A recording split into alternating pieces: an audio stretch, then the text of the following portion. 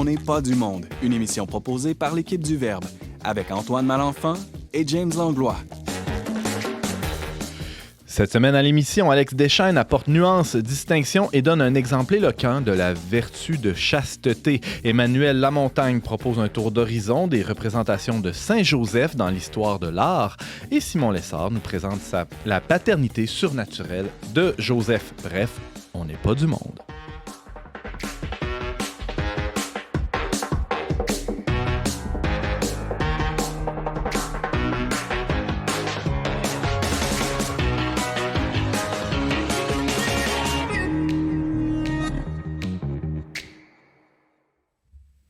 Bonjour à tous, bienvenue à votre magazine Foi et Culture. Ici Antoine Malenfant en compagnie du placide James Langlois. Bonjour James. Oui, placide comme le lac Placide. Exactement, un lac très tranquille, comme toi, méditatif. Moi, ça, c'est ce que je dégage à l'extérieur, mais à l'intérieur, c'est autre chose. Ça bouille. La bombe.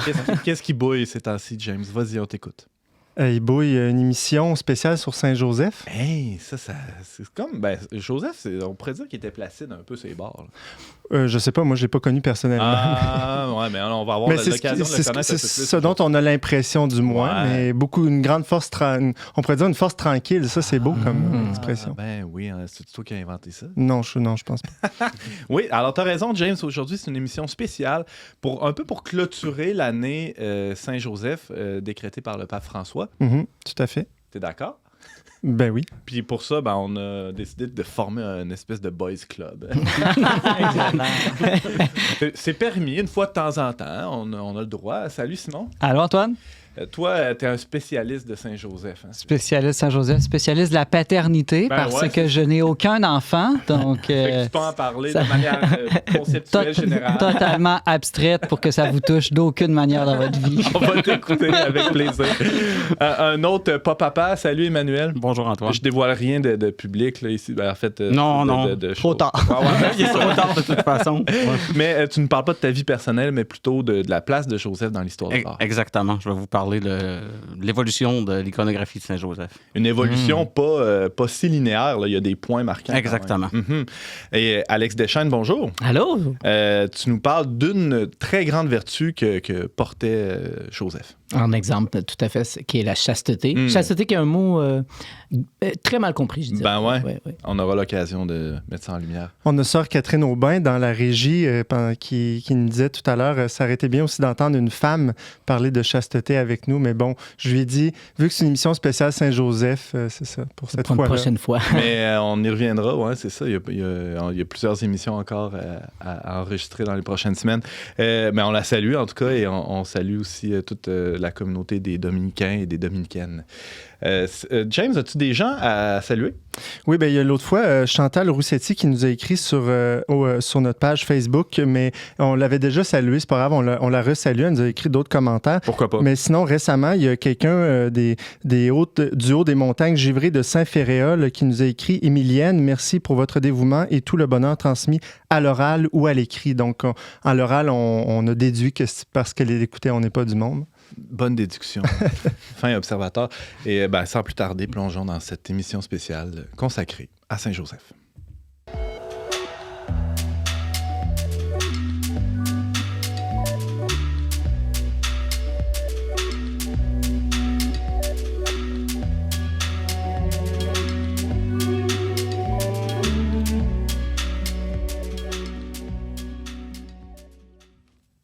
L'année Saint-Joseph tire à sa fin et le prétexte nous semblait excellent pour parler de la vertu de chasteté, souvent mal comprise. Alex Deschaines a d'ailleurs consacré quelques pages de son livre « Tu es don », paru aux éditions Artege en 2021, c'est tout récent. Tout récent. Alors, tu as consacré quelques pages à cette vertu-là dans ton livre. Alex, tu es avec nous pour en parler. Salut. Bien, merci de l'invitation. Ouais. À nouveau. C'est toujours un plaisir de te recevoir. La chasteté, je viens tout juste de le dire, on a une idée un peu tout croche de un peu assez négative. Ouais. Je dirais que c'est pas un mot très populaire. Je serais très surpris qu'une marque de linge en fasse un slogan. Une marque de bobette, mettons. Là. Oui, tout à fait. Et même que beaucoup voient un peu comme dans la chasteté un peu un ennemi de l'amour. Oui. Mais en fait, la chasteté part du du principe qu'en fait, le corps a un langage, que le corps exprime la relation que j'ai avec quelqu'un. Pas juste la relation entre un homme et une femme, mais vraiment toutes nos relations. Et donc, par exemple, si je croise un étranger, puis je rencontre quelqu'un, habituellement, bon, là, c'est la COVID, mais habituellement, je lui serre la main ou quelque chose comme ça. Je ne vais pas tout d'un coup le serrer dans mes bras. Moi qui donne des conférences, si je pars une semaine en tournée, puis que j'arrive de retour, disons à l'aéroport ou juste à la maison, puis mes enfants, mon épouse sont tellement heureux de me voir, et en arrivant, je leur serre la main. Non, il y a quelque chose le coude. Il y a quelque chose qui n'est pas ajusté à la relation. La relation exige que, à ce moment-là, je les prenne dans mes bras et puis je vais les embrasser.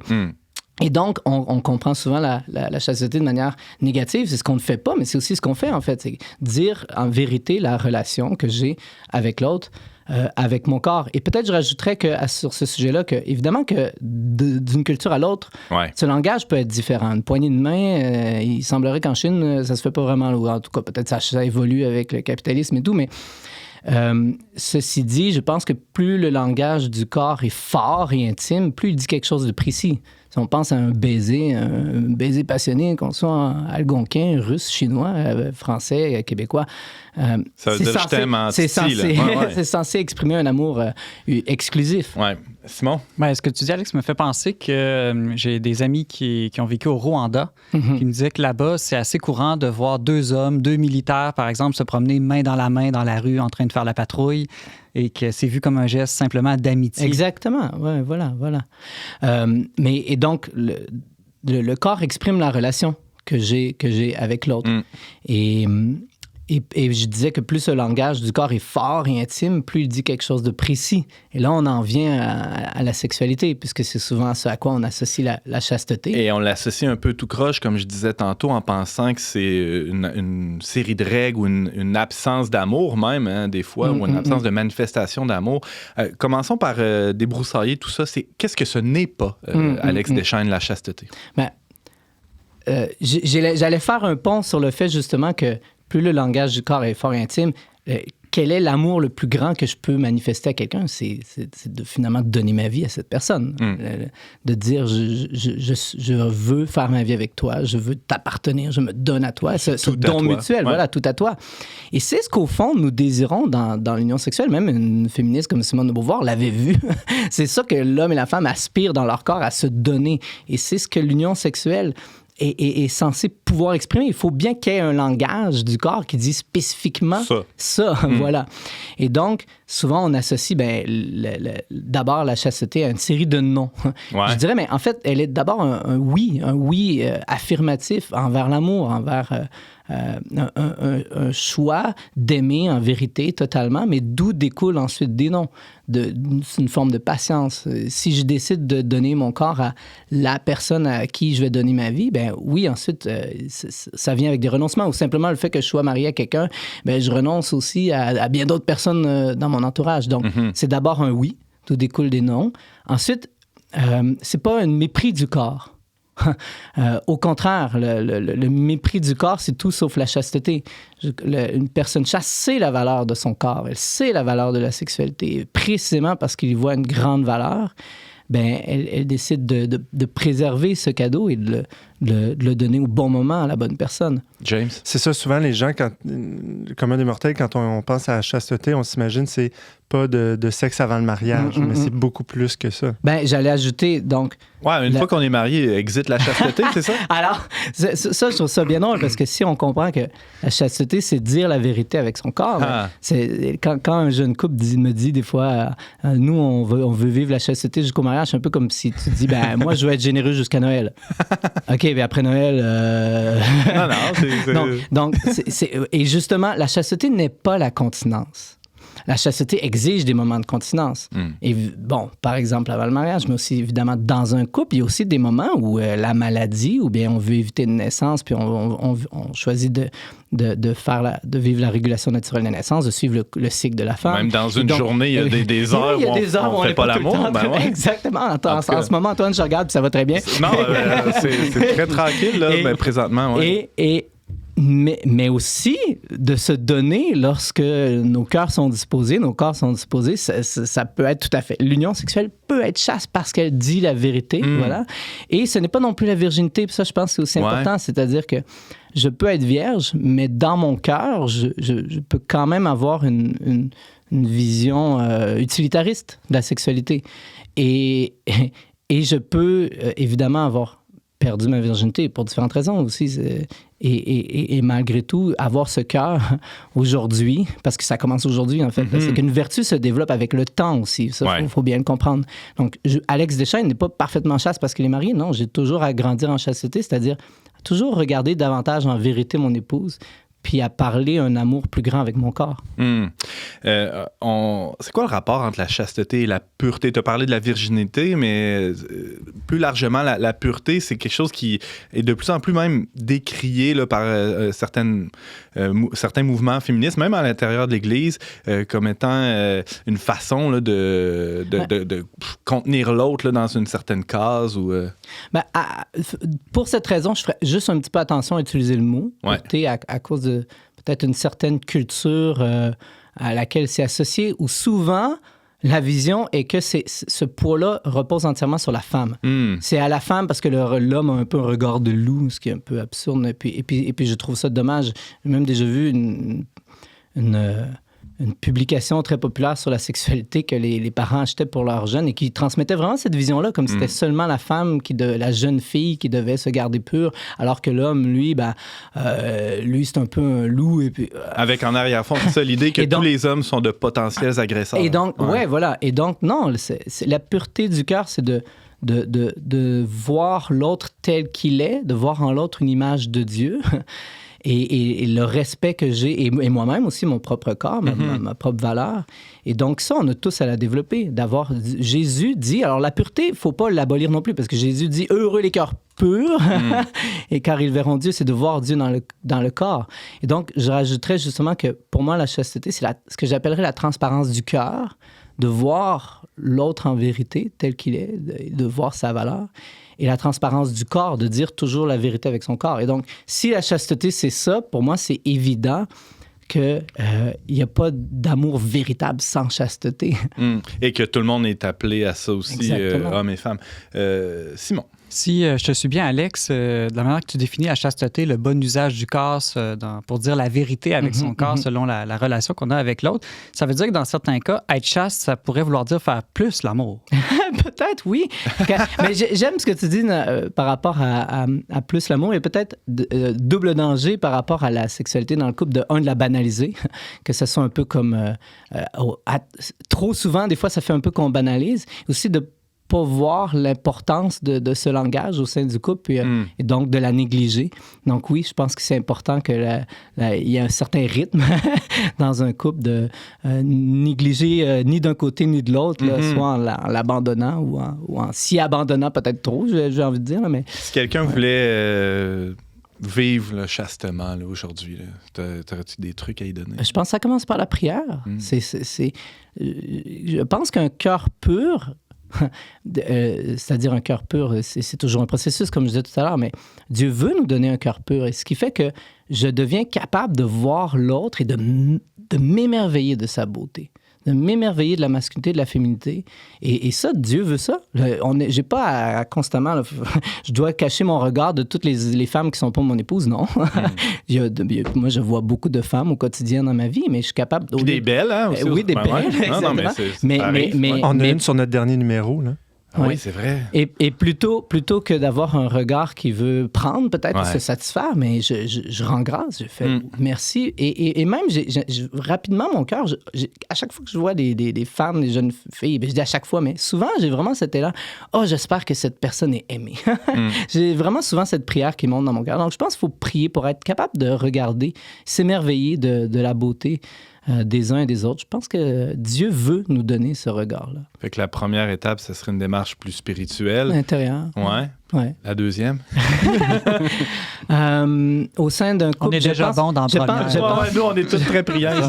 Si on va au sein d'un couple peut-être, là, soit qui se prépare au mariage, un jeune couple qui se fréquente ou fiancé ou ensuite marié, peu importe le stade, de savoir vraiment apprécier la valeur du corps, de voir que la sexualité est un don. Quand je comprends vraiment la valeur de l'union sexuelle, eh bien, je veux lui donner tout le cadre parfait pour qu'elle puisse vraiment s'épanouir, s'exprimer de la manière la plus joyeuse, sans qu'il y ait de crainte que peut-être que finalement l'autre... Je me fais utiliser. Tout ça.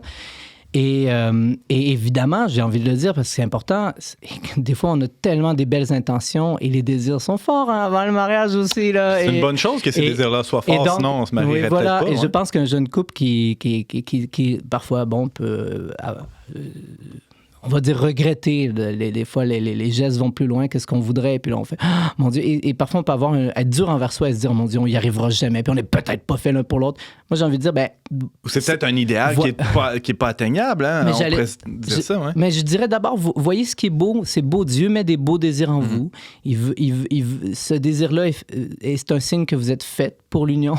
Et puis, de demander simplement, très, très simplement pardon à Dieu, puis de nous donner un langage plus juste, mais c'est quelque chose qui se fait au fil du temps. Et puis Dieu va pouvoir de tout redresser et rendre beau. Oui. Un truc, Alex, que j'avais entendu de Jason Everett, que tu connais, théologien du corps connu aux États-Unis. Théologien du corps, j'aime ça l'expression. Vas-y, continue. Non, mais, bref, il parlait à des jeunes fiancés, à des jeunes gars. Il disait, plutôt que vous demander jusqu'où on peut aller sans pécher, il disait, posez-vous plutôt la question, jusqu'où je suis prêt à aller pour aider celle que j'aime à devenir sainte. Wow. Et je trouve ça très beau comme je l'ai déjà entendu. Je me demande si je l'ai pas mis dans mon livre moi-même. Oui, tout à fait. C'est une autre perspective. Une autre perspective, Puis ça, c'est le fun parce que tu peux continuer de penser comme ça une fois marié aussi. Ah oui, c'est vrai. En tout cas, je me le dis à moi-même là, en te le disant. Tu sanctifies beaucoup ton épouse, c'est ça? Je travaille là-dessus. En te sanctifiant d'abord, j'espère. Il y a beaucoup de monde qui sont rouges en studio aujourd'hui. Il fait chaud. Alex Deschaines, on n'a pas parlé de Saint-Joseph dans tout ça, mais disons que c'est un modèle. Dans nos prières, on peut certainement l'invoquer, lui demander d'intercéder pour nous. J'aime penser que Saint-Joseph n'était pas le vieillard qu'on aime représenter avec la vieille barbe, mais vraiment... peu importe l'âge, un homme qui n'était pas du tout exempt de désirs, mais qui a su entièrement abandonner ses désirs à Dieu et se soumettre devant le mystère qui était Marie. Et l'aimer au quotidien avec beaucoup de gestes de tendresse, ça, j'en doute pas. Le lien, Antoine, c'est qu'on l'appelle le chaste gardien de la Vierge. Merci, Simon. Merci, Alex Deschaines aussi. Tu nous parlais de chasteté et on peut retrouver ce thème-là et bien d'autres dans ton livre « Tu es donc », publié en 2021 chez Artege. Merci, Alex. Merci beaucoup pour l'invitation. À bientôt.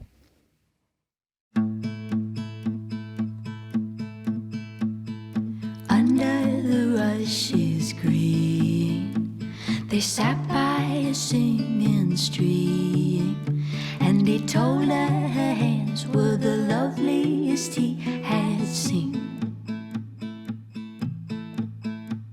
And down by the river wide, he pulled her into his side, and blessing her forehead, he called her his shining bride. And those were the days Joseph believed in love again. Those were the days she wanted to be a child again. She was afraid to be needed, she was afraid to be seen, she was afraid to be loved. Oh, oh, oh.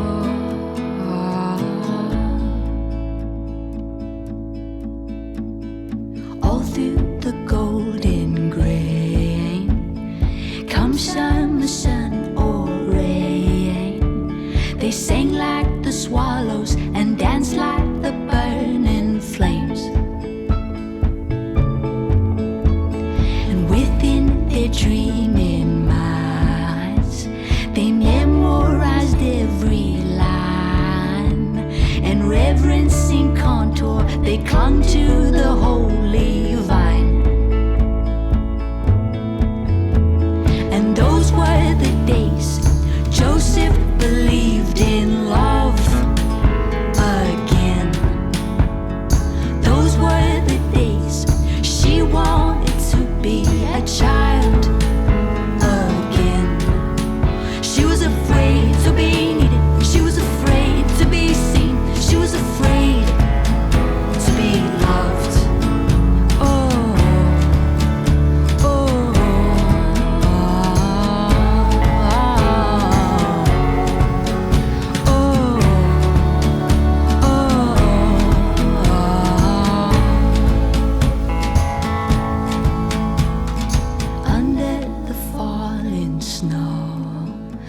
lay the father she used to know, and his warm muscles held her, a cold memory haunted her bones. And there in the dark of night, she wept like a tiny child, and asked him 1,000 times if she made a good wife. Vous êtes avec Antoine Malenfant, la barre d'On n'est pas du monde. On vient d'entendre Joseph de la chanteuse américaine Alana Boudreau. Quand il est question d'art religieux en Occident, 2 figures, celle de Jésus et Marie, se démarquent et trônent avec raison sur les retables. Mais qu'en est-il du 3e membre de la Sainte Famille? Question. En cette fin d'année spéciale consacrée au Saint-Époux de la Vierge, on a eu envie de plonger dans l'histoire de la place du charpentier dans l'art avec notre collaborateur Emmanuel Lamontagne, doctorant en histoire de l'art, justement. Salut Emmanuel. Bonjour Antoine. Alors, dans le numéro spécial d'automne, tu nous décortiquais 5 œuvres représentant Saint-Joseph, mais là, comme parler d'œuvres visuelles à la radio, ça ferait pas de la très bonne radio. C'est un petit peu plus difficile. Tu vas nous parler plutôt de ta recette de pudding chômeur, c'est ça? Oui, exactement. Avec grand intérêt pour tous nos auditeurs, j'en suis certain. D'autant que j'aime même pas ça. C'est vrai que c'est plus... Je compatis. C'est pas si bon. Wow. On va recevoir tellement de courriers cette semaine. Donc, envoyez vos recettes. C'est quoi l'adresse déjà? Non, envoyez pas des recettes, envoyez des desserts, qu'on fasse une dégustation. onpdm@le-verbe.com. Sérieusement, Emmanuel, tu vas nous parler de la figure de Saint-Joseph dans l'histoire de l'art. On ne parlera pas tant d'œuvres précises, Non, on parlera. Mais plutôt de comment cette figure-là a émergé. Exactement. Je vais vous parler du développement de la figure de Saint-Joseph dans l'art, sans exemple précis pour que ça parle à tout le monde, justement. Parce que même si je nomme une œuvre, ça se peut que les auditeurs ne sachent pas exactement de quoi on parle. Donc, on va rester dans les lignes générales. Joseph, ce qu'on sait tous, père adoptif du Christ, conjoint de la Vierge Marie, donc grand témoin qui témoigne une grande confiance envers Dieu. Donc, comment ça se reflète tout ça dans les arts? Donc, ce qu'il faut dire en partant, c'est que dans les premiers siècles du christianisme, Joseph est quand même peu représenté dans les arts pour lui-même. Il va faire partie plutôt de thèmes iconographiques autres. Par exemple, la fuite en Égypte, la nativité. Donc, il n'y a pas une représentation spécifique uniquement de Joseph. Il est là presque par accident. Comme un personnage un peu secondaire. J'aime pas nécessairement utiliser le terme, mais il est là pour l'histoire dans laquelle il fait partie. Il n'existe pas en lui-même. Il n'est pas ce qu'on appelle en art une figure autonome. C'est à partir seulement du 16e siècle, avec la Contre-Réforme, que la figure de Joseph va vraiment être représentée comme un personnage qui va être entièrement autonome, donc pour lui-même. Donc, un Joseph seul, en dehors de la nativité ou en dehors de la fuite en Égypte. Emmanuel, avant de voir pourquoi il est apparu à ce moment-là, ça serait intéressant de voir, selon toi, pourquoi il n'était pas là pendant tous ces siècles-là avant. En fait, c'est que Joseph, si on se met dans la figure dans la peau d'un païen du début du christianisme, il n'est pas intéressant. C'est plate à dire, là, mais il n'est pas intéressant parce que c'est un gars bien ordinaire. Il n'a pas fait de trucs spectaculaires. Il n'a pas combattu un dragon comme un Saint-Georges, ou il ne chassait pas les serpents comme un Saint-Amable, simplement se promenant dans les villages. Donc, C'était pas un homme-dieu comme le Christ exactement. Non plus, qui pourrait rappeler des mythologies. Mythologie gréco-romaine, où on a des héros comme du Hercule, là, par exemple, là, qui va se battre contre des démons. Joseph, il n'est pas là, pas en tout. C'est un gars bien ordinaire qui travaille, qui fait son petit truc. Et puis qui fait ce que Dieu lui demande de faire. C'est intéressant parce que c'est ça, je trouve, aujourd'hui, qu'on aime le plus dans Saint-Joseph, le fait qu'il soit ordinaire, dans une époque où on rappelle que tout le monde, même le monde ordinaire, comme toi puis moi, on est appelé à la sainteté. Exactement. Mais la perspective est vraiment pas la même au début du christianisme, parce qu'on part d'un milieu où, justement, c'est le héros qui devient qu'à être déifié dans les mythologies gréco-romaines. Donc, c'est avec la Contre-Réforme seulement que Joseph apparaît, parce qu'il y a une foi plus rationnelle qui va se mettre en place à ce moment-là. James? Mais même dans l'iconographie orientale, il n'y avait pas Saint-Joseph? Saint-Joseph, il est presque absent dans l'iconographie orientale. Même encore aujourd'hui. C'est pas quelque chose qui est fréquent d'avoir un... Si on prend par exemple ça c'est sauf erreur, là, j'y vais vraiment de mémoire, mais un grand peintre comme Roublev, qui est très connu, un peintre iconographe russe, de mémoire, n'a pas fait de Saint-Joseph. pour lui-même. Là. Ouais. Parce qu'il va être présent dans saintes des nativités familles, ou des choses comme ça. Mais en même temps, c'est intéressant parce que moi, je dis que c'est pas nécessairement un progrès que de représenter Joseph toute seule, parce qu'il me semble que le mystère de Dieu, la Trinité, c'est que Dieu est relation, et de représenter chaque personnage biblique, chaque saint, en tant qu'il est lié aux autres, je trouve ça très beau aussi. Ben, je pense pas qu'il faut le voir comme un progrès non plus, mais comme le développement pictural qui va s'associer au développement d'une dévotion envers un saint en particulier.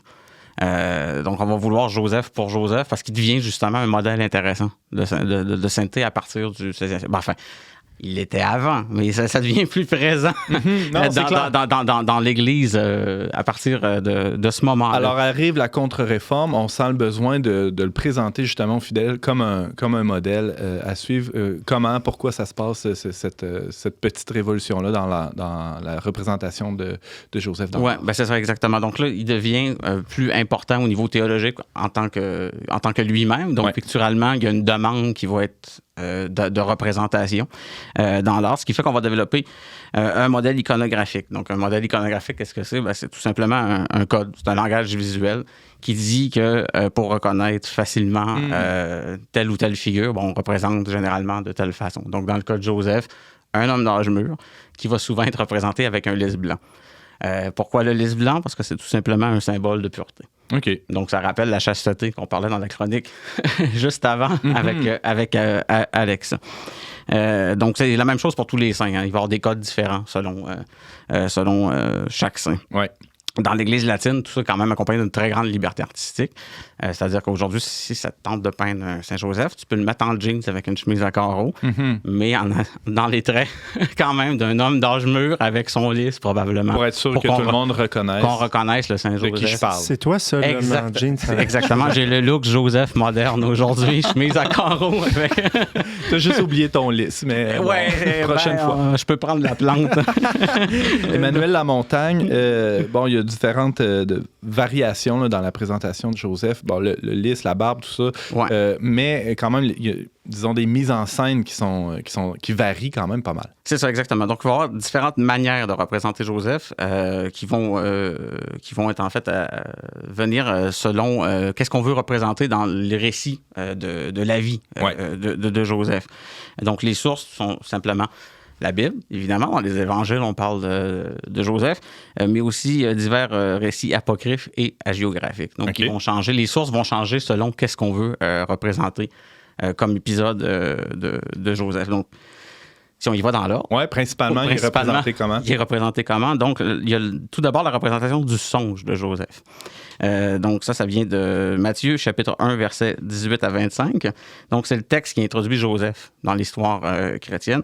C'est tout simplement le moment où Marie est enceinte. Donc, on apprend que Marie est enceinte et Joseph, qui habite pas avec Marie encore, songe à rompre. Et puis, il y a un ange qui lui apparaît pour lui dire, en fait, que c'est un fils qui est envoyé par Dieu, donc de ne pas flaquer Marie et de partir. Il n'y a plus d'histoire sainte, il n'y a plus de sainte famille. Non, ça aurait été plus compliqué. Ça aurait été un petit peu plus compliqué. Ouais. Donc ça va donner des représentations, le songe, autour d'un Joseph qui est endormi.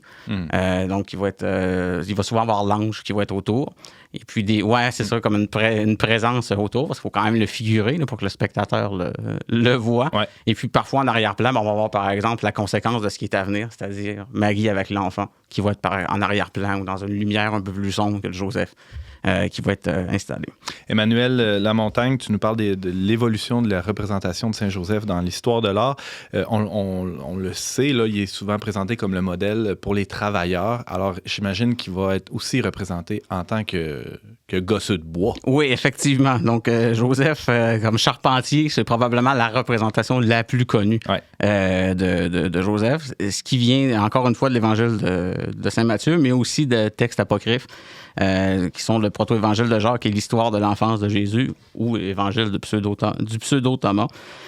Donc, ce qui va amener comme une représentation picturale, justement, Joseph, soit avec des outils, ou soit carrément dans son atelier qui travaille le bois. Donc, on va avoir des rabots, des scies, vilebrequins et autres outils pour le bois. Donc, c'est une façon de représenter Joseph, d'une manière quotidienne. Tantôt, avec le songe, on était plus dans le côté mystérieux, dans le fantastique. Là, on est vraiment dans le quotidien. C'est la personne qui travaille, donc le saint ordinaire, dont je parlais tantôt. Ça, c'est vraiment la représentation forte là, pour Joseph. Et Jésus, des fois, est pas loin. Hein. Jésus est pas loin, justement, parce que de temps en temps, il va être représenté dans l'atelier. Donc là, on est plutôt dans la transmission de connaissances père-fils par rapport au travail. Et puis, donc, c'est un peu la journée amener votre enfant au travail. Avec le CPE était fermé ou en grève. Ouais, exactement. C'était pas fondé encore dans le temps du Christ, les CPE. Ouais. Donc, c'est ça. Donc, on va avoir l'enfant Jésus qui va être avec son père. Ouais. Ce qui en vient au type suivant, c'est-à-dire justement le Joseph comme père. Donc, on va avoir le Joseph dont je parlais tantôt avec le lys, la barbe, avec l'enfant Jésus dans les bras. Ce qui est à peu près le cas de tous les statuts possibles qu'on a dans les églises. Dans n'importe quelle église paroissiale, donc, il va y avoir un Saint-Joseph qui est à l'enfant. Donc là, c'est vraiment le rôle du père. Ça représente aussi l'intimité familiale, parce qu'il y a le rapport de tendresse père-fils. Donc là, on est moins plutôt dans le quotidien de comment est-ce qu'on va vivre dans le travail, puis dans la chose de famille, plus vraiment le rapport intime entre le père et le fils. Emmanuel Lamontagne, tu parlais des sources. Il y a un apocryphe qui s'appelle l'Histoire de Joseph le Charpentier. C'est vrai, ça? Oui. Il y a un vrai apocryphe. Il y a un vrai apocryphe. Oui, ouais, Simon, exactement. D'un point de vue théologique, c'est la bonne formule. Il y a un vrai apocryphe. Selon ce texte-là, en fait, Joseph aurait eu 111 ans au moment de son décès. Ce qui est quand même plausible. C'est moins pire que Mathusalem. On s'entend, c'est déjà plus plausible que certains personnages de l'Ancien Testament. Oui, mais les gens mangeaient bio à l'époque aussi. Il ne faut pas oublier ça. C'est peut-être ça. Oui, mais aussi, c'est que Jésus et Marie priaient pour lui à chaque fois qu'il allait mourir. Ah, fait que ça a retardé quand même un peu. Ça aide. Ça joue sûrement. Donc, dans cet apocryphe-là, justement, c'est ça, on dit que Joseph serait mort à 111 ans et surtout qu'il serait décédé avant que le Christ entre dans la vie publique. Donc, ce qui amène d'un point de vue pictural, quand le Christ va être représenté dans une mort de Saint-Joseph, il va être sous les traits d'un adolescent. OK. Donc pas de barbe encore. Exactement. Donc, pas la grosse barbe. Et puis, lui, Joseph, va la plupart du temps être alité. Parfois, la Vierge va lui tenir la main en termes de comme support, support ultime dans la dernière épreuve. Puis, on va retrouver l'ange de tantôt, aussi, du songe, qui va être présent là, comme manière de figurer picturalement que Joseph s'en va vers Dieu, en fait. Donc, la boucle est bouclée, on pourrait dire, c'est ça, l'ange du début est toujours présent à la fin. Donc, c'est une manière de représenter l'épreuve ultime qui nous attend tous. C'est donc une forme de memento mori en même temps, en plus d'illustrer une... Fait que si je comprends bien, la moitié du temps, Joseph est ou bien mort ou en train de dormir, c'est ça? 2 sur 5, ouais. C'est ça. T'es pas loin de la moitié du temps. Je sais pas s'il y a d'autres saints comme ça qu'on représente souvent en train de dormir. Hein? C'est notre cas aussi. Là. On en passe du temps là, à dormir, à faire des le psalmiste dit que Dieu comble son bien-aimé quand il dort. Donc, c'est ça. Parce que pour représenter picturalement, t'as pas le choix. T'sais. Un songe, c'est difficile. Il faut que la personne a l'air d'être en train de rêver. Sinon, d'être en action. James. Dans les studios de Radio Galilée, il y a une belle statue de Joseph qui dort sur une des tables. Ah oui. Ça, c'est assez rare en format statue. Là. On le voit souvent justement avec l'enfant debout. Hein? Oui, la statuaire, ça va être vraiment le plus commun, c'est le Joseph avec le lys et l'enfant, et l'enfant Jésus. Les autres vont être plus dans le tableau ou la fresque que dans la statuaire. Ça existe, c'est beaucoup moins fréquent. Emmanuel Lamontagne, il nous reste une petite minute. Tout ça avait un objectif catéchétique là, comme toute œuvre picturale là, dans l'histoire de l'Église. En fait, la plupart du temps, c'est pour dire quelque chose. Là, qu'est-ce que ça nous dit? C'est ça, c'est toujours pour dire quelque chose. Si on représente, il n'y a rien qui est laissé au hasard. Tu veux dire que c'est pas pour faire de l'argent? Ça peut être discutable. Contrairement là. à l'art moderne. Ouais. C'est ça. Disons que ça dépend si le but est de vendre des souvenirs ou non. Là, mais... On t'invitera pour une autre chronique là-dessus. Je sens que tu as des choses à dire. J'ai plein de choses à dire par rapport à ça. Mais non, Joseph, en fait, il est représenté d'abord parce que c'est quand même le personnage, un tiers de la Sainte Famille, donc il est quand même important pour tous les branches du christianisme. Ouais. Et puis aussi, c'est comme je le disais un peu à travers les différents modèles, c'est que ça permet d'illustrer différentes facettes aussi de la vie humaine. Donc le travail, les relations père-fils, la famille, la transmission de connaissances, mais aussi la mort qui nous attend. Et puis, au-delà de tout ça, d'une façon un petit peu plus profonde ou spirituelle, c'est l'attitude aussi. Joseph va être un modèle par rapport à ça. L'attitude, est-ce qu'on est dans l'acceptation par rapport à ces choses-là? Est-ce qu'on est dans la rébellion par rapport à ces choses-là? Il y en avait des raisons de se fâcher puis de se rebeller. Il y en a eu dès le départ. Oui, en partant. En partant, il y avait des raisons de ne pas être content. Ouais. Mais c'est ça, il y a une question d'attitude. Donc, Joseph est un modèle à ce sens-là. Puis c'est pour ça aussi que l'Église va finir par le mettre de l'avant quand on va passer d'une spiritualité peut-être plus mythologique, si on veut, entre guillemets, à quelque chose de plus rationnel. Donc, à partir de la théologie scolastique, Thomas d'Aquin, ainsi de suite, il y a une grande raison qui s'installe au sein de la foi, ce qui permet de développer des personnages comme Saint Joseph ou des saints plus modernes comme Sainte Thérèse de Lisieux, par exemple. Ouais, tu me disais avant l'émission qu'elle aurait eu peut-être une autre place dans l'histoire. Ouais. C'est étonnée quelques siècles avant. Ouais, ça aurait peut-être été plus difficile d'un point de vue de représentation pour Sainte Thérèse. Emmanuel Lamontagne, c'était passionnant. Merci beaucoup de nous avoir présenté cette évolution-là de la figure de Joseph dans l'histoire de l'art. Et à très bientôt, j'espère. Merci de l'invitation.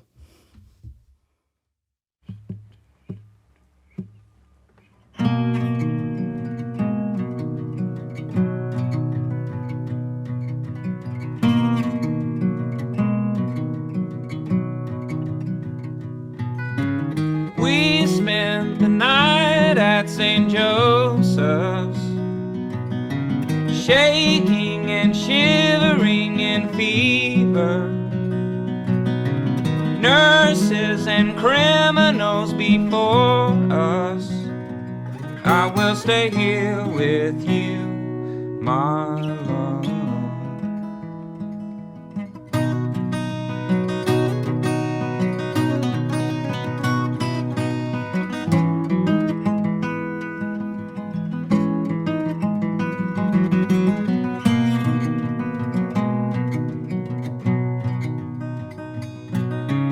We sat at Lake Junaluska, cried over where we would wed. If it's this place or any other, it's not where I am, it's who I'm with.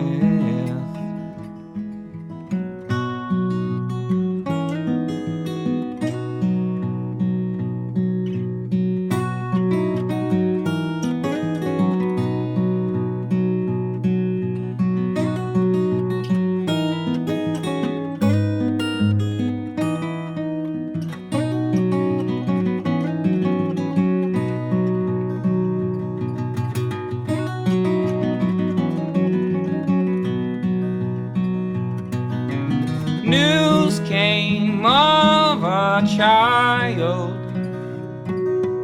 born unto a world of people demented and wild. I will be here for you, my love.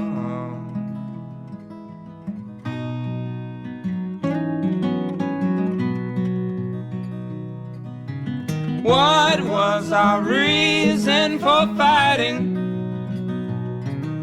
Selfish and centered at best.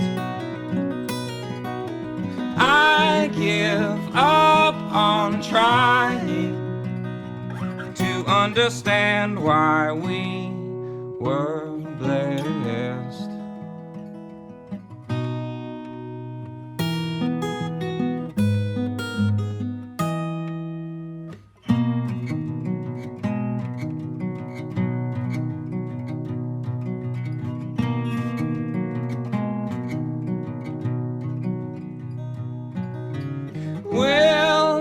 spend the night at St. Joseph's.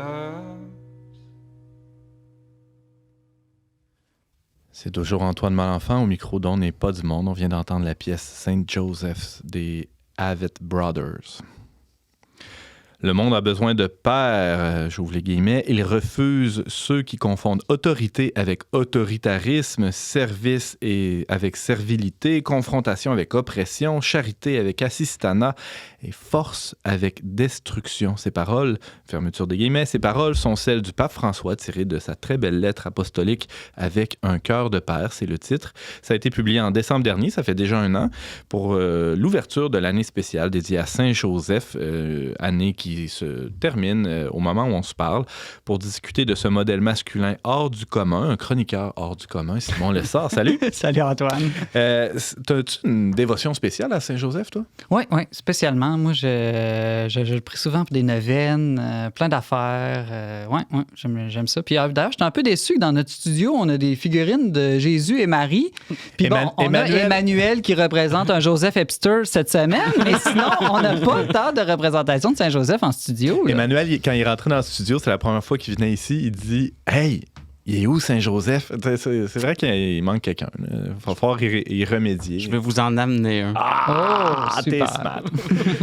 Simon Lessard, t'as signé même un essai dans le dernier numéro spécial du oui, un essai qui venait d'une conférence que j'avais donnée dans un colloque sur la paternité, une conférence de 1h30. Donc, Antoine, comme on va passer à travers, je vais parler bien vite. OK, vas-y.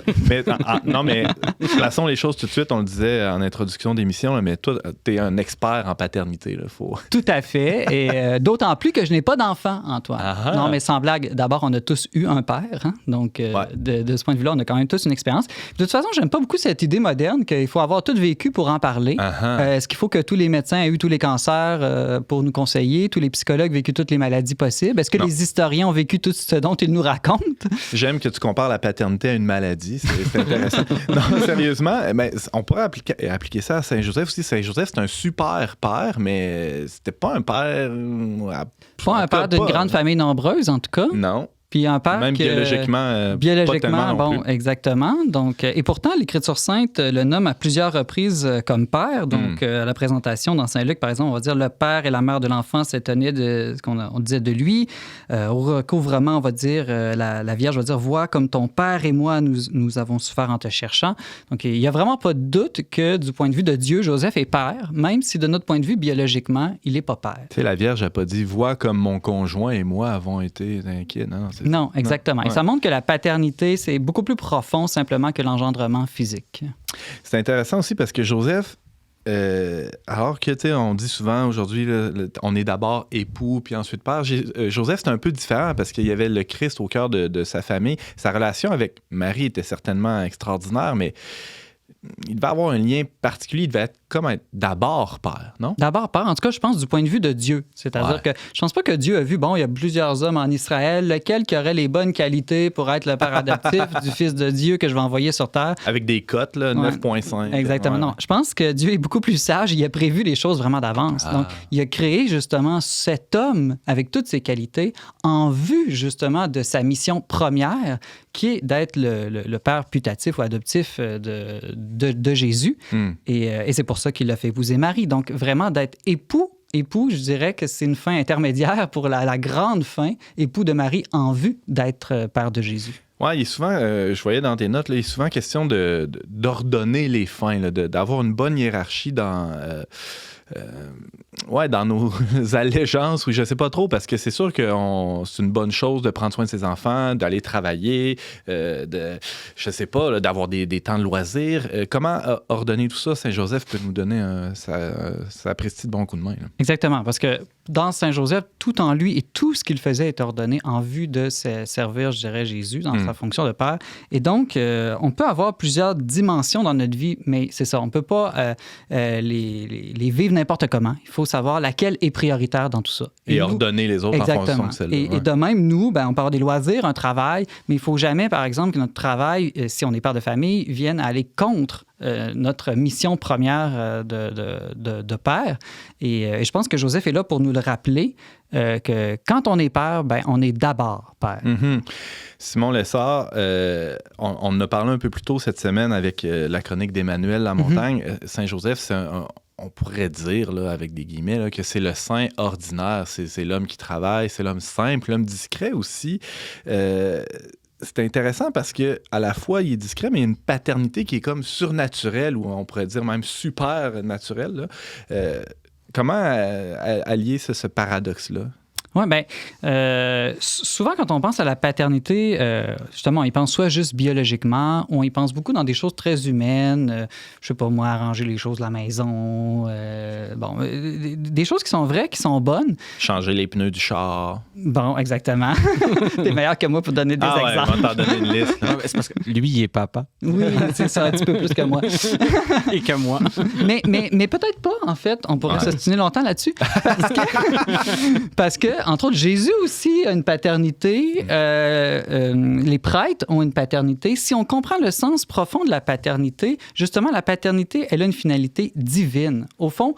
c'est quoi? Dis-nous-le, le sens profond de la paternité. Le sens profond de la paternité, c'est la divinisation, tout simplement, de l'homme. On est fait pour être offert à Dieu. Ouais. On est fait pour être participant de la nature divine. On n'est pas simplement fait pour une vie humaine. Et donc, la maternité, la paternité, tout rôle sur Terre, ultimement, doit avoir ce but final-là. Donc, on doit tout ordonner dans notre vie, dans la vie de la famille, en vue de cette vocation divine qu'on a. Donc, être père, oui, ça peut être père chrétien, d'amener ses enfants à la messe, de prier avec eux. Mais être père aussi, c'est tondre le gazon puis aller faire l'épicerie de telle manière que ça serve aussi notre vocation divine. Alors, c'est de présenter aussi nos enfants à Dieu, un peu comme le prêtre présente l'hostie Jésus au Père. Dans le fond, il y a un aspect sacrificiel là-dedans. Il faudrait que je sacrifie mes enfants. C'est ça qu'il est en train de dire, comme Abraham sur le mont. Oui, il y a plusieurs sacrifices, mais oui, parce que dans le fond, on ne peut pas nous-mêmes diviniser nos enfants. Je suis désolé d'apprendre ça, Antoine, là, mais tu n'as pas encore ce pouvoir-là. Il y a juste Dieu qui est capable, je dirais, de donner de lui-même, de faire entrer en lui-même ces créatures, les êtres humains. Donc, nous, ce qu'on peut faire, je dirais, c'est de présenter à Dieu nos enfants ou disposer toute chose pour que Dieu puisse mieux, disons, agir en eux. Et de ce point de vue-là, oui, le Père ressemble à un prêtre, hein, parce que le prêtre, encore là, c'est pas lui qui nous donne Dieu directement. C'est Dieu lui-même qui se donne à nous, mais par les sacrements, par les enseignements, de différentes manières, le prêtre, il nous présente à Dieu, par exemple dans l'Eucharistie, où il nous prépare à recevoir la grâce de Dieu. Donc, c'est un peu la même chose, je pense, la mission de père, surtout quand on y pense dans une perspective chrétienne. C'est une mission d'offertoire, je dirais. Hein? À l'offertoire, qu'est-ce qu'on fait? Nous, humbles, laïcs, on apporte le pain, le vin, quelques offrandes. Et ces offrandes-là, très naturelles, comme du pain, vont être divinisées, vont devenir le corps et le sang du Christ. Eh bien, d'une certaine manière, quand, comme père, tu apportes ton enfant au baptême, tu fais ça, tu offres ton enfant à Dieu, et c'est Dieu qui va l'adopter à ce moment-là. Simon Lessard, on parle évidemment de la figure de Saint-Joseph comme étant un pas pire de père à adopter comme modèle nous-mêmes. Il y a plusieurs titres, Saint-Joseph. Prenons-en un là, pour commencer. Il nous reste 4-5 minutes peut-être. Là. Il est chef de la Sainte Famille. C'est un mot qui passe moins bien. Chef, chef, ça veut dire tête. Là. C'était le boss, là. C'est ça que tu veux dire. Oui, mais en même temps, il y a différentes manières d'être chef. Saint-Joseph était chef surtout d'abord en gouvernant, mais là, encore là, le mot gouverner peut avoir des connotations. Essaie encore. Mais gouverner, dans le fond, c'est donner une direction. C'est ce que je répète depuis tantôt, dans le fond. Hein? C'est le capitaine d'un navire. Son but, c'est pas de dire à tout le monde « obéissez-moi parce que servez-moi ». Non, c'est au contraire d'être au service de tout le monde pour que tout le monde, ensemble, le navire arrive à bon port en sécurité. Donc, c'est dans ce sens-là. Et là, nous, notre destination finale, c'est le royaume des cieux, c'est la vie avec Dieu. Voilà dans le premier sens. Puis aussi, il y a une manière d'exercer l'autorité. Évidemment, en obéissant et en servant. Hein. On en a parlé plus tôt cette semaine, mais Joseph était hyper obéissant, autant à Dieu à travers, dans les songes, aux messagers, aux anges, autant même au gouverneur civil, hein, Quirinius, qui avait obligé que tout le monde se rende, dans son cas, retourne chez eux. Donc, pour lui, c'était à Bethléem. Donc, il est très obéissant. Donc, on apprend à commander en obéissant. Hein. On apprend à être père en étant un bon fils, d'abord. Et puis, en servant, hein, je pense au pape, par exemple, le pape qu'on appelle le serviteur des serviteurs. Donc, c'est un service qui peut être très, très exigeant que celui de l'autorité, qui est justement pas, comme tu as cité le pape François au début, la même chose que l'autoritarisme. Oui, Saint-Joseph, clairement, n'était pas autoritaire au sens autoritariste. Là. On ne peut pas en douter. Non, et c'est très intéressant de penser que, écoute, Jésus était Dieu lui-même, le Fils de Dieu, et puis il obéissait quand même à Joseph. Marie, la reine des anges, reine de l'univers, elle obéissait aussi à Joseph. C'est-à-dire que on peut être beaucoup plus petit que d'autres et pourtant avoir la tâche d'avoir ce service de gouvernement envers d'autres. C'est intéressant. Un autre titre qui est évoqué là, quand on parle de Saint-Joseph, il est époux de la mère de Dieu. C'est quand même pété, ça aussi. non, mais on se répète ça. Époux de la mère de Dieu. C'est grand. C'est quand même grand. Et ce que ça nous montre, c'est que, en fait, être père et époux, c'est quand même des choses, normalement, qui vont toujours ensemble. Ouais. D'abord, on est chronologiquement époux et ensuite, on est père, d'habitude. Là, c'est comme ça que ça se passe.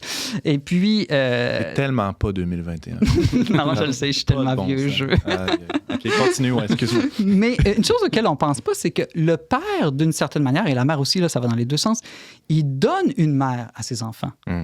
En choisissant Marie, bien, il avait choisi celle aussi qui serait la mère de ses enfants. Et un des premiers rôles d'un père, avant même que ses enfants naissent, c'est de choisir celle qui va devenir la mère de ses enfants. Et comme je dis, la mère aussi choisit un père à ses enfants. Et dans ce sens-là, Joseph est pas mal le meilleur des pères qu'on peut imaginer. Il a choisi la meilleure. Il a pas mal choisi la meilleure mère. La mère Marie, là, c'était dur de faire un meilleur choix pour les enfants. Donc, voilà un autre sens dans lequel on est père et auquel on pense peut-être pas tout de suite dans les premières fréquentation, qu'on est en train de choisir une mère pour toute une famille qui va naître. On peut, avis aux fiancés ou aux célibataires, on peut prier Saint-Joseph pour nous aider à bien choisir notre épouse. On peut, ça c'est sûr, on peut toujours, puis même on doit, je pense. Là.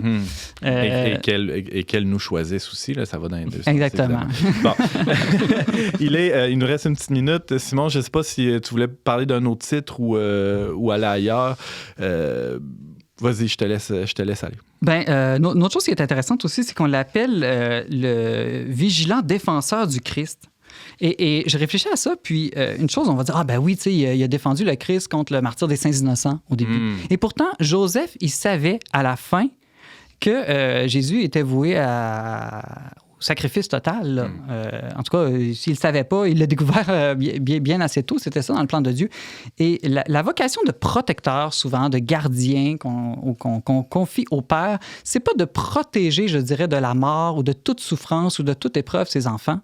C'est au contraire, je pense, de leur apprendre à mourir pour Dieu, à mourir pour la bonne cause au bon moment, de la bonne manière. Et dans ce sens-là, oui, on sacrifie ses enfants, c'est-à-dire qu'on leur apprend à devenir des hommes de sacrifice et on leur apprend à se sacrifier, comme je le disais tout à l'heure, pour la vraie cause, celle qui vaut vraiment la peine. Emmanuel? En fait, le père va protéger de l'injustice. C'est ça, en fait, le rôle de Joseph. Il protège de quelque chose qui va être injuste, comme le martyre des innocents. Il protège son fils à ce moment-là, mais quand il voit la destinée plus grande, il le prépare à son sacrifice. Oui, il s'est pas... En tout cas, il s'est même pas opposé. Là, il était peut-être plus là, rendu à la Passion. Non, il était plus là. C'est ce que la reprise vidéo... C'est ce que la reprise... Exactement. Simon Lessard, c'est tout le temps qu'on avait, mais pour les gens qui sont intéressés à en savoir plus, là, on peut aller sur le-unionvert.com, on va dans la section magazine, puis on trouve dans le plus récent numéro, celui d'automne 2021, dans le numéro sur la Genèse, un texte, un essai de 7-8 pages sur justement cette figure paternelle assez spéciale qui est Saint-Joseph. Merci de nous en avoir donné un aperçu aujourd'hui. Merci Antoine.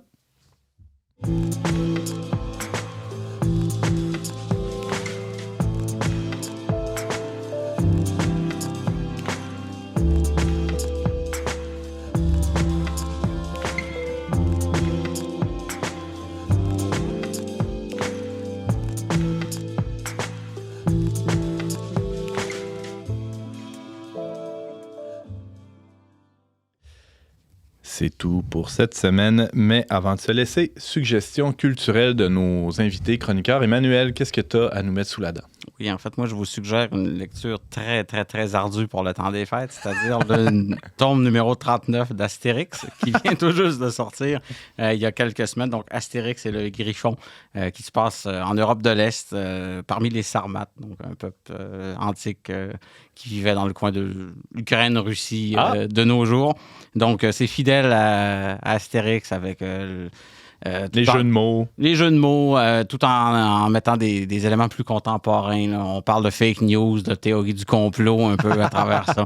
Donc, c'est très fidèle à Astérix. Donc, une bonne lecture légère pour le temps des fêtes. Aux éditions Albert René, sorti en 2021, c'est tout récent. Astérix et le Griffon. Merci Emmanuel. Simon Lessard. Ben, d'abord, pour bien terminer l'année de Saint-Joseph, ceux qui ne l'ont pas fait, d'aller lire la fameuse lettre du pape François, là, qui est incontournable, avec un cœur de père. C'est accessible, entre autres, gratuitement sur le site du Vatican. Mais sinon aussi, aux éditions Artege, un beau petit livre qui s'appelle « Tout savoir sur Saint-Joseph ». C'est comme une bible, une synthèse de toutes les connaissances sur Saint-Joseph. C'est écrit par Dominique Le Tourneau. Et puis, il examine la place de Joseph dans les écrits chrétiens, dans les commentaires des papes, réflexions sur sa sainteté, les apparitions et miracles qui sont attribués aussi, son culte. Donc, c'est vraiment un indispensable là, pour tout savoir, je dirais, sur Saint-Joseph, pour ceux qui sont des vrais fans finis. Merci Simon, merci à James Langlois aussi et à Marc-Antoine Baudette qui était à la technique. Ceux qui veulent peuvent réécouter cette émission-là en tout temps et même la partager via votre plateforme de balado-diffusion préférée. Pour tout ça, allez sur le-verbe.com/radio. Alors, je remercie nos chroniqueurs et invités. Je remercie aussi la Fondation Lucien Labelle pour son soutien financier. On se retrouve la semaine prochaine, même heure, même antenne, pour une autre émission dont n'est pas du monde.